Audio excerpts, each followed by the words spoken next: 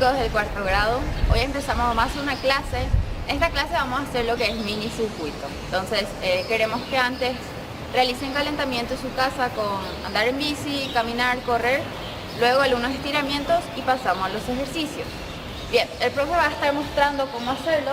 Primero vamos a ubicar diferentes objetos de nuestra casa que sean de diferentes colores también. Nosotros usamos conos, naranja, azul, naranja.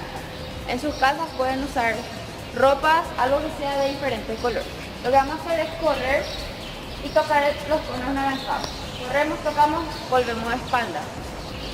Ahora tocamos el azul, volvemos de espalda. Tocamos el naranjado, volvemos de espalda.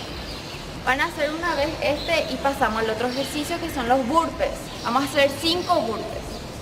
Recordamos también que podemos hacer más lejos los conos o los objetos que tenemos en casa, lejos, para que podamos correr más. Bueno, los burpees van a mirar cómo se hace. Salto, quedamos en posición de flexión pero no hacemos. Salto, posición de flexión, volvemos y saltamos. 3, muy bien, vamos a hacer 5, 4 y más 1, realizamos los burpees. 10.